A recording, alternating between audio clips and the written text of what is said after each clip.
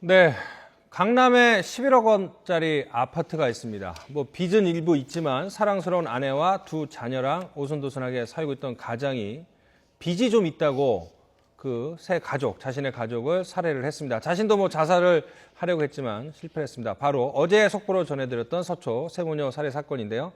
이 압송되는 과정에서 기자들 질문에 대해서 대답을 하지는 않았는데 일단 어제 압송 장면부터 다시 한번 보겠습니다. 가족들이랑 함께 목숨을 끊으려고 하셨던 거예요? 가정 형편이 많이 어려우셨나요? 빚이 평소에 좀 많으셨어요?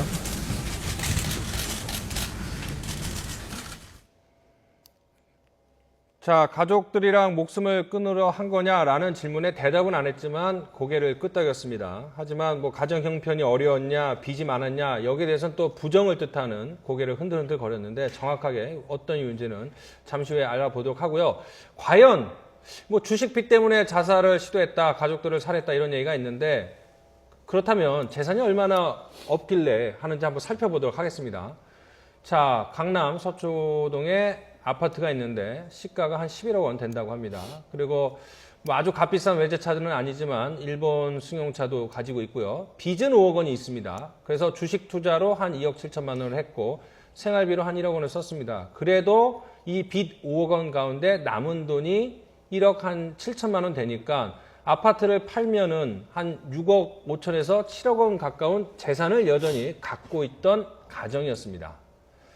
자, 누차 말씀을 드리지만 한 7억 원, 아파트 팔고 빚 갚아도 한 6억 원에서 7억 원의 집이 있다면 중산층 중에서도 좀 높은 중산층 같은데 이런 사람이 갑자기 부인하고 어린 두 딸 살해한 거 정말 아무리 생각을 해도 이해하기 힘든 부분이 있어요. 비율을 이게 적절한 비율인지 모르겠는데요. 네. 그 요즘 젊은 애들 네. 초등학생들 같은 네. 경우에 재래식 변기에서 변을 보라 그러면 대변을 못 보는 경우가 있습니다. 그러니까 저희 같은 경우에는 재래식 변기부터 오리엔탈 좌변기, 양변기, 비데까지 다 사용한 세대지만 날 때부터 비데에 앉아 있던 사람들이 과연 재래식 변기에서 호박잎이나 뭐 신문 쪼가리로 그 뒤를 닦아라 그런다 할 때 그거를 받아들일 수 있느냐 없느냐 이런 정도의 충격이 있지 않았을까라는 생각은 들기는 해요. 그렇지만 참 납득할 수 없는 선택이죠. 그러니까 우리가 아파트 11억짜리 가지고 있을 때는요, 이 아파트를 구입하는 비용으로 아파트 담보대출을 받아서 아파트를 사기도 하거든요. 근데 이분 같은 경우에는 애초에 이 11억짜리 아파트를 살 때 담보 하나도 없이 샀어요. 순수하게. 그러다가 이제, 그리고 또 좋은 외국계 직장을 다니고 있었고, 그러다가 이제 실직하면서 아파트 담보로 5억 정도의 빚을 내서 그걸로 생활도 하고 뭐 주식 투자도 하고 이랬던 건데 이 정도면은 사실 이 강남의 아파트 소유하는 것 자체도 서민들에게는 상상도 할 수 없는 일이거든요. 그렇죠. 그리고 애초에 예. 담보도 없이 샀다는 거는 예. 여유가 있었고. 그러니까 이분은 어떤 경제적인 곤란함 때문에 이렇게 가족을 살해했다라고 보기는 어렵고요. 다만 본인이 개인적으로 이제 실직해 있던 기간이 좀 길어지면서 약간의 뭐 우울증이라고 하진 않지만 하여튼 우울 증상이 있었던 거 아닌가 싶고 또 1년 전부터는 뭐 고시원에서 생활하고 뭐 그랬다고 해요. 그러면서 이제 혼자 자신의 인생에 대해서 뭔가 좀 어떤 비참함 내지는 그런 걸 개인적으로 느낀 것 같은데 저는 이 부분에서 이 용의자의 부모가 한 말이 오히려 정답이 아닐까 싶은데 그 부모께서 뭐라고 하셨냐면 용의자, 그러니까 자신들 아들이죠. 우리 아들이 너무 어릴 때부터 고생 하나 한 거 없이 자라서 결국 이런 짓까지 하게 된 것 같다라고 말했거든요. 우리가 이것에 대해서 좀 포커스를 맞출 필요가 있을 것 같아요. 그래요. 지금 보면은 객관적으로 보기에 그렇게 어려운 선택을 갖다가 할 수 있는 그런 상황은 아니지 않느냐라고 하는 평가가 일반적인 상식으로 내릴 수 있는 평가인 것 같습니다. 그렇지만 개인으로 보면은 저 어머님의 말에 기초를 해서 보면 정말 큰 시련이 자기한테 왔다고 스스로는 생각할 수가 있겠죠. 저는 이런 부분을 얘기하고 싶어요. 실제로 실직을 했다라고 하는 것의 공포나 또 상처들은 상당히 큽니다. 그래서 그것을 단순히 저 친구가 어려서부터 고생을 안 하고 자라와서 열정페이를 갖다 지불한 적이 없기 때문에 저런 식의 사람이 됐을 거야 라고 비난하는 것도 필요하겠지만 사회적으로 그러면 실직한 사람들에 대해서 어떤 조치들이 취해지고 있고 그런 것이 얼마나 실질적인지 한 그런 것들도 한번 뒤돌아 볼 필요가 있을 것 같은데요.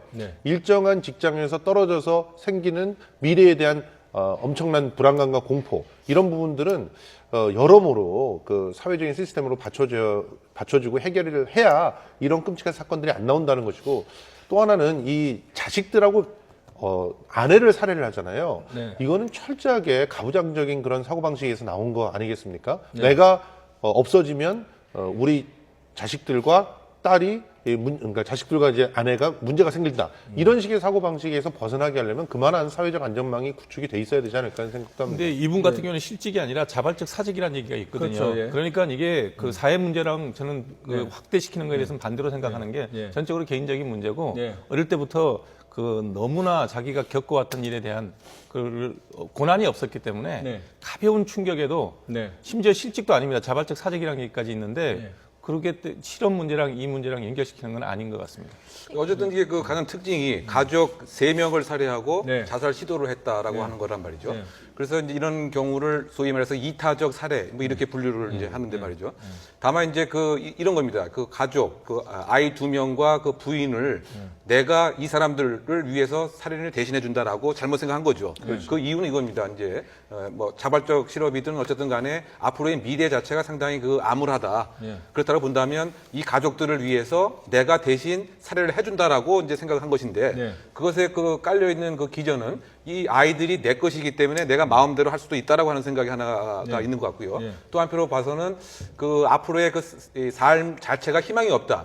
잘못되게 판단한 점이 가장 큰 문제이죠. 사실은 이제 이 아이들이 이제 5년, 10년 후에 이 사람보다 더 큰 재력가가 분명히 될 수 있음에도 불구하고 그 가부장적인 그 생각으로 사실은 내가 대신해서 이 사람들을 위해서 살해를 해준다라고 생각을 한 것인데 어떻게 본다면은 우리가 이해하기 상당히 어렵죠. 왜냐하면 지금 뭐 여러 가지 억대 어쨌든 재산도 있고 말이죠. 상당히 그 유복하게 살아왔는데 결국은 이 수준에서 상당히 삶이 어렵게 본 거죠. 그러니까 어떠한 그 안경을 끼고 세상을 바라보느냐에 따라서 근데 객관적으로 보면 사실은 이보다 더 어려운 사람이 훨씬 많음에도 불구하고 본인이 생각할 때는 지금 미래가 그 암울하게 볼 수밖에 없는 그와 같은 이제 상황에서 타살 후 자살을 시도한 것인데 이와 같은 실질적인 그 사례들은 그 1997년도 IMF 당시에 상당히 좀 많았습니다. 그렇습니다. 근데 그런 경우는 사실 그 본인 자체도 사실 그 자살을 했죠. 그리고 그 장소에서 사실은 이제 타사로 바로 이제 자살로 이어졌는데 이번 같은 경우는 일단 죄책감 때문에 119 등에 신고를 한 것 같고 그 다음에 와서 다시 이제 고향에 가서 뭐 검거가 된 것 같은데 아니 근데 부인이나 그 두 딸의 심리 상태, 자신의 가정에 대해서 어떤 그 인식을 하고 있는지는 모르겠지만 힘들면 자신만 극단적인 선택을 하지 왜 그 죄 없는 사람들 하는지 모르겠고요. 그게 왜 그러냐면 예. 이게 이제 그 우리가 가부장이라 해서 가부장을 부정적인 단어로 많이 쓰는데요. 가부장이라는 건 뭐냐면 내가 죽더라도 가족은 살리겠다는 게 가부장이지 내가 힘드니 가족부터 죽이겠다는 건 가부장이 아닙니다. 이분은 뭐냐면 인지장애가 있는 거예요. 예, 인지장애는 뭐냐면 자기가 어떤 상황에 있는지를 인지를 못하고 있는 겁니다. 예, 객관적으로 자기가 가난하지도 않고요. 그렇게까지. 그다음 더 중요한 건 뭐냐면 자식과 아내는 나와 전혀 다른 독립된 개체라는 걸 인정할 줄 모르는 인지의 장애가 있는 사람이에요. 그러다 보니 내 소유물로 생각한 거죠. 절대 이 사람은 가부장적인 생각을 가진 사람이 아닙니다. 가부장은요. 내가 죽어도 자식은 살리겠다는 사람이 가부장이지 이런 식의 행동을 하는 사람을 갖고 좋은 뜻의 가부장을 이런 데 갖다 붙이는 건 정말 부정적으로 생각해요. 그러니까 저도 지금 저 모녀가 죽은 것이 너무 안타까운데요. 사실 개인적으로 힘들면 자살하는 거에 대해서 뭐라고 우리가 비난할 수는 없었는데 오히려 본인은 자살을 하지 못하고 아무 죄 없는 아내와 두 딸, 이제 그 두 딸이 뭘 알겠어요. 한참 이제 크는 두 딸이고 얼마든지 새로운 자기와는 다른 새로운 미래가 있는 자녀들인데 죽은 것이 너무나 안타깝고 그리고 사실 지금 저 아파트가 제가 사는 아파트 근처에 있는 아파트예요. 그래서 저도 뭐 들리는 얘기는 저 그 죽은 아내가 불과 그 살해당하기 전날 주변에 다른 아줌마들하고 같이 차도 마시고 이런 일상을 했다는 거고 저 두 딸도 너무 활발하고 밝고 정말 천진난만한 그냥 전형적인 그 어린 14살, 8살 된 딸 여자아이였다는 거예요. 이런 걸 생각하면은 정말 저 한 사람이 지금 지은 죄는 본인도 뭐 유서에서 자기는 지옥에 가겠다라고 하지만 본인 지옥 가는 건 상관없이 왜 참 애꿎은 그 가족들까지 죽였는지 어린 생명까지 죽였는지 정말 할 말이 없는데 네.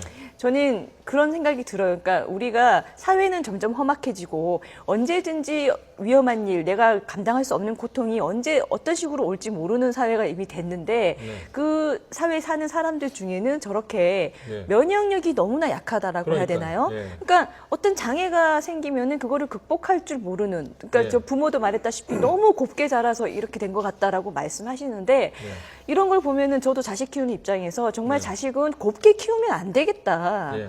자생력과 면역력을 진짜 길러주는 교육이 필요하겠다. 그거를 가정에서도 해야 되지만 학교나 네. 사회도 좀 일정 부분 해줘야 되고 네. 그런 분위기가 우리 사회 전반에 좀 형성이 돼야 되겠다. 네. 이런 생각도 좀 자, 그러니까 일단은 이 강 씨에 대해서 정리를 해주자면, 자, 소위 말하는 명문대 경영학과를 나와서 외국계 기업에 취업을 했습니다. 그래서 40대 초반에 상무가 됐고요. 그래서 뭐 자기 돈으로 샀는지 아니면 부모님 덕을 받는지 모르겠지만 11억 원에 대출도 없이 강남의 아파트를 샀습니다. 그런데 기사에 따르면은 이제 자기 스스로 2년 전인가요? 스스로 회사를 나왔는데 이 가족, 특히 이제 자녀들에게 부끄러운지 일부러 회사 다니는 척 해서 이제 고시원생을 했다는 거 아닙니까?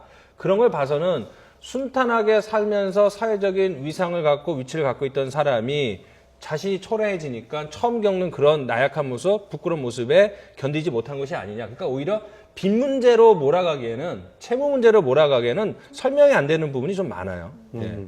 그리고 실제로 지금 이분의 선택들 중에서 좀 정말 납득이 안 되는 부분들이 이 가족들을 살해했는데 기본적으로 철저한 계획을 세운 것 같아요. 예. 그러니까 우발적으로 범행을 저지른 것 같지는 않거든요. 그렇죠. 예.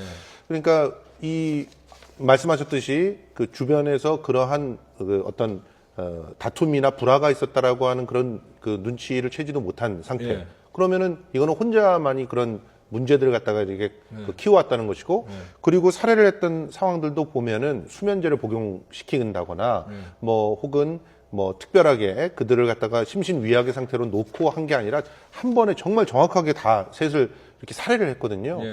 이런 것들을 보면은 정말 치밀하게 그 준비를 하고 제대로 범행을 저질렀다라는 그런 생각밖에 안 들기 때문에 네. 이런 부분에 대해서는 혹시라도 다른 어떠한 사유들이 있는 건 아닌지 하는 추가적인 수사가 좀 필요한 상황은 아닌가 하는 생각도 듭니다. 자, 이용혁 교수님 뭐 이타적 살해 말씀하셨고, 함 원장님은 이제 인지장애라는 말씀하셨는데, 사실은 지난해 11월에 저희가 비슷한 사건을 다룬 적이 있어요. 뭐 빌라가 15채 있었는데 빚을 못 갚아서 예. 동반 자살을 했는데, 그때도 얘기했지만, 자, 이걸 어떻게 막아야 됩니까? 이런 나약한 결정. 그래서 뭐 가부장적, 뭐 부정적인 말씀을 하셨긴 했지만은, 자기의 그 가족을 죽음으로써 책임을 지겠다라는 이런 것을 막을 수 있는 방법이 있습니까? 아니면 막을 수 있는 방법이 전혀 없을까요?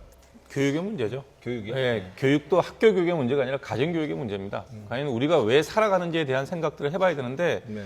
자녀들을 키우면서 부모가 자식한테 네가 왜 살아야 되니, 네가 왜 열심히 뭘 해야 되니 이런 거에 대한 교육은 없죠. 네. 아침밥 해주고 나면 학교 보내고 갔다 오면 학원 보내고 몇 점 받았니, 뭐 대학 어디 갈 거야 이런 것밖에 얘기하는 게 없잖아요. 그러니까 어릴 때부터 도대체가 내가 왜 살아가는지, 내가 이 일을 왜 해야 되는지 그런 가치 판단은 전혀 없고 오로지 대학입니다. 그렇게 커서 좋은 대학은 갔을지 모르겠지만 전혀 자기가 하고 있는 일에 대한 가치를 못 느끼는 거죠. 약간의 변화만 있으면 완전히 무너져 버리는데 저는 이제 그 대치동 학원가에서 병원을 해요. 그러면 재밌는 일들이 뭐냐면 한 30대 정도의 번듯한 직장을 가진 남자가 독신이에요. 아직까지 결혼을 못 했는데 얼굴에 뭐 작은 하나 상처라든지 점이라든지 이런 거 사소한 문제예요. 혼자 안 옵니다. 아, 엄마 손잡고 와요. 그리고 물어보면 엄마가 다 이 얘기를 해요. 30살이 넘었는데도. 예, 30대, 20대 후반, 뭐 우리가 볼 때 완전 성인인데, 예, 뭐 때문에 오셨습니까? 그러면 엄마가 얘기를 해요. 우리의 얼굴에 상처는 네. 이렇게. 근데 그게 3살이 아니고 30대. 30이에요. 그렇죠. 그런 현상이 이제 물론 제가 일하는 우리 과의 일은 아니지만 이제 다른 네. 그 동료 교수로부터 이제 들은 얘기인데요. 네. 그런데 이제 그 대학생이면 사실 이제 성인 아닙니까? 네. 그럼 모든 이제 의사 결정과 뭐 여러 가지 뭐 취업에 대한 선택이라든가 또는 성적에 대한 것도 이제 본인이 네. 뭐 자극을 받고 더 열심히 하는 뭐 이런 식이 사실 우리가 20대 이상의 대학생 성인으로 봐야 되는데 아까 한 원장님 잠깐 말씀하시는 것처럼 그 마마보이형 대학생도 상당 부분 증가하고 있다. 바꿔 얘기하면 이제 그 엄마나 이제 아버지가 이제 뭐 여러 가지 저 이야기를 대신 해주는 거죠. 예. 성적이 어떻다라든가. 예. 근데 중학생, 고등학생은 학부형으로서 할 수가 있지만 적어도 대학생이면 글쎄요, 이제 그 엄마들이 나타나는 것은 조금 이제 부적절하지 않느냐. 네. 그러니까 우리 사회가 몸 자체와 나이 자체는 성인으로 이렇게 볼 수가 있지만 네. 실제 그 행동은 아직 그 초등학생에 머물러 있는 네. 그와 같은 그 연령층이 상당 부분 있다. 그렇다고 본다면 이제 그 부모의 입장에서 안락함과 어떤 그 재산을 이렇게 유산하기보다는 삶을 어떻게 지혜롭게 조망하고 또 어려울 때 어떻게 극복할 수 있는가에 대한 내적인 힘을 전달하는 것이 그 유산에 대한 상속보다 더 중요한 것이 그러니까 아닌가. 정리하자면은 예, 어렸을 그렇죠. 때부터 뭐 재산이 부모님이 재산이 있든 없든 간에 어려서부터 좋은 경험, 힘든 고된 경험을 하면 커서도 하는데 예. 이 나약하게 자란 사람들이 치열한 이 현실에서 적응을 못하고 받아들이지 못하는 것 같아요. 예, 그런 부분들 전적으로 동감하고요. 그래서 가정교육이나 혹은 학교 안에서의 인성교육들이 필요하다는 것은 동감을 하는데 네. 저는 또 다른 각도도 네. 생각을 합니다. 그런 부분들은 자기들이 스스로 또 준비를 해야 되는 자기의 책임들인데 사실 사회는 그러한 책임들을 완전히 벗어갈 수 있는가. 그래서 우리 국가에서 정말 추구했던 것은 경쟁을 통해서 스스로 살아남아라 라고 하는 것들을 얘기하고 그리고 문제가 생기면 그것을 가족들이 일차적으로 해결을 하는 것을 원칙으로 삼아 오듯이 사실 그런 그런 거에 노출되다 보면은 내 가족들은 내가 챙겨야 된다. 또 내 자식은 내가 그래도 지켜줘야지. 이런 식의 사고방식이 팽배할 수밖에 없거든요. 만약에 우리 사회가 조금 더 사회적인 그 튼튼한 안전망이 있어서 한 번 정도 실패하는 것은 충분히 사회 안에서 재기할 수 있도록 도와주는 그런 사회였다면 저런 사람들이 양산될 것인가 하는 질문을 갖다 던질 수밖에 없거든요. 우리가 아이들을 정말 거친 세상으로 보내려면 그런 거친 세상에서 살아남는 아이들이 살아남을 수 있게끔 지원들이 있어야 되고 또 그런 지원들이 사회적 합의로 보장이 되어 있어야 되고 그리고 그런 친구들이 인정받는 그런 사회가 돼야 되는데 우리는 사실 그렇지 않는 그런 모습들을 갖고 있거든요. 사실 이분 사례는 우리 이제 평론가님 말씀에 대체로는 동감하지만 이분 사례는 참 그걸 바로 적용하기가 애매한 것이 언뜻 봐도 뭐 가진 것 충분히 있는 부모 밑에서 네. 좋은 교육, 최상의 교육을 받았고 실제로 본인도 엘리트였고 네. 지금 가지고 있는 재산도요. 뭐 뺄 거 빼고 대출 받은 거 뭐 쓴 거 다 빼고 갖고 있는 돈도 여기 계신 분들보다 많을 수 있어요. 저보다 많아요. 그러니까 우리는 다 자살해야 되는 거예요, 지금. 네. 그러니까 너무나 재산도 그렇고 학력도 그렇고 괜찮은 네. 멀쩡한 처자식도 다 있고 너무나 행복하게 잘 살 수 있는 여건이 여전히 있는 상황이라고 보여져서 이건 개인적인 문제라고 봐야 됩니다. 예, 개인적인 그렇죠. 문제라고 봐야 되고 이 개인적인 문제는 전적으로 가정에서 벌어진 가정교육의 문제라고 저는 봅니다. 그다음에 해주고 싶은 얘기가 미생에서 뭐 요즘 인기 있었잖아요. 예. 뭐 직장은 전쟁터다. 예. 그랬더니 상사하는 얘기가 나가면 지옥이라며요. 그렇죠, 예. 그 정도 생각하고 살면 예. 목숨을 끊고 가족을 죽이고 하는 이런 일은 있을 수가 없죠. 맞습니다. 예. 자, 이번 사건에 대해서 이 네티즌들은 어떤 그런 반응을 보이고 있는지 이광현 앵커를 연결해서 알아보도록 하겠습니다.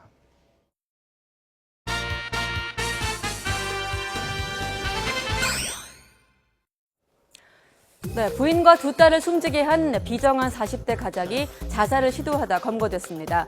생활고 때문이라고 일단 알려지고 있는데요. 아파트를 담보로 5억의 대출을 받아서 생활비 1억 원을 남기고 나머지는 주식 투자로 날렸다고 합니다. 자, 이를 놓고 네티즌 의견도 엇갈리고 있는데요. 함께 보실까요? 네, 원래 있었다가 없어지는 것이 원래 없었던 것보다 더 힘들 거라며 동정표를 보내는 네티즌도 있었고요. 또 이 죗값은 당연히 치러야지만 이 시대, 우리 시대 자화상 같다며 불황의 시대를 살아가는 가장의 힘든 심경을 이해한다. 이런 의견도 있었습니다. 반면에 말이죠.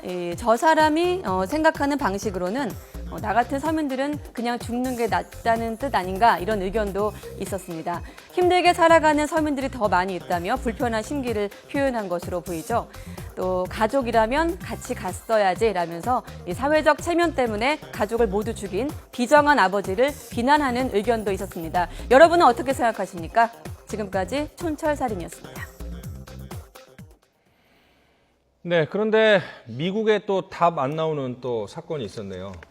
이 아버지가 2,200억 원대 자산을 운용하는 대표인데 이 용돈 줄였다고 30대 아들이 아버지를 살해했습니다. 자, 아버지 2,200억 원대 자산 운용하는 아버지가 30대 아들에게 집세로 우리 돈으로 매달 264만 원 정도를 지원을 했고요. 용돈을 65만 원을 줬습니다. 그런데 일주일 용돈 65만 원 많다. 44만 원으로 줄이겠다 했더니 총으로 아버지를 쏴 죽였습니다. 자, 65만 원인데 44만 원, 20만 원 용돈 줄였다고 아버지를 쏴 죽인 그런 사건이 미국에서 있었네요. 저걸 이제 우리식으로 보면 이제 뭐 존속 살해에 해당이 되는 거죠. 네. 그렇다고 우리는 뭐 형을 가중할 수 있지만 뭐 미국 네. 같은 경우는 뭐 똑같이 뭐 네. 처벌할 텐데 네. 지금 그 용돈 20만 원의 그 문제보다도 사실은 숨겨져 있는 예. 그 가족 간의 상당 기간 예. 축적된 그 예. 갈등이 분명히 그 있었다고 생각됩니다. 예. 장기간 어쨌든 축적되어 있던 그 갈등 자체가 예. 하나의 그 촉발 요인으로 발생한 것을 보이는데 그 촉발 요인이 아무래도 예. 저 20만 원과 관련돼서 무엇인가 그 아버지가 예. 모멸감을 주는 뭐 이런 언사를 분명히 한 것이죠. 근데 그 모멸감도 충분히 타당성 있는 모멸감 같아요. 뭐 나온 기사 등에 의하면 그렇죠. 저 아들 자체가 예. 저 명문 대학을 나왔지만 예. 소위 말해 특히 미국적 입장에서는 벌써 그 10대 후반에 독립을 해야 그러니까, 되는데 예. 그렇지 않고 이른바 여자들을 하고 뭐 돌아다니고 예. 또 유흥에 돈을 쓰고 예. 뭐 이러다 보니까 그 아버지가 어떤 이른바 훈계 차원에서 용돈을 줄인 것 같은데 예. 그 와중에서 여러 가지 또 아마 모멸감을 주는 이런 언동도 함께 있었던 것 같고요. 예. 결국은 이제 토탈적으로 보면은 가정 내에서 여러 가지 아까 한번 전에 말씀하셨지만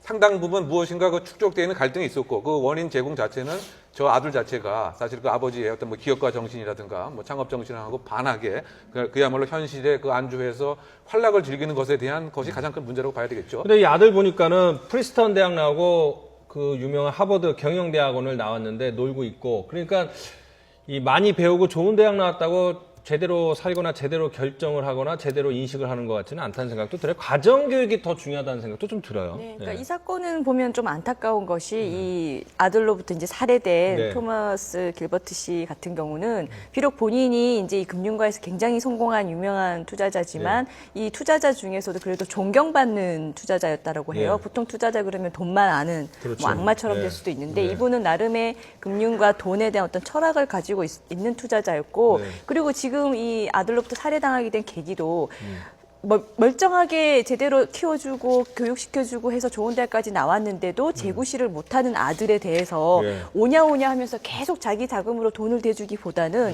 이런 식으로 돈을 점점 줄여가면서 바꿔보려고 했다는 거죠. 아버지로서 아들이 예. 제대로 살게끔. 근데 그것이 오히려 아들에게는 감당하지 못할 그런 일이 돼서 오히려 아버지를 죽이게 되는 이런 걸로 왔는데 적어도 이 토마스 아버지는 아들에 대해서 나름대로 자신은 어떤 지금이라도 물론 좀 늦은 감은 없잖아 있지만 교육을 좀 제대로 해보겠다라는 시도를 한 것 같은데 아들에게 살해당해서 좀 네. 안타깝습니다. 네. 저는 이걸 보고 딱 생각나는 영화가 하나 있었습니다. 네. 뭐 자주 보지도 않는 영화지만 네. 가끔 보는 영화인데도 네. 죽은 시인의 사회라는 영화 혹시 기억나십니까? 예. 로빈 윌리엄스 주연. 예, 네. 거기 아들이 연극을 한다 그럴 때 그 아버지가 반대해서 자살을 하죠. 권총 자살을 하는데 이분이 나이 40에 얻은 아들이더라고요. 나이를 예. 보니까. 그러면 늦게 얻은 아들이에요. 네. 그러니까 소중했겠죠. 그리고 귀엽게 손주처럼 키웠을 수도 있어요. 네.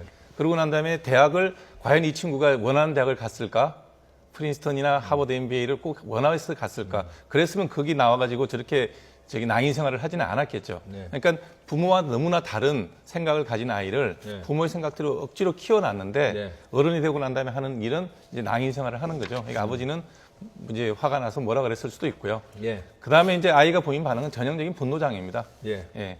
용돈 $200 깎았다고 아버지 죽일 일은 아니죠. 오늘 인지장애, 분노장애 두 장애에 대해서 좀 알아봤습니다. 예. 저희는 좀 답답한 이야기 여기서 그만하고 이것도 뭐 사실 답답한 얘기긴 한데 더 답답한 얘기인데요? 다음 주제로 넘어가도록 하겠습니다. 예.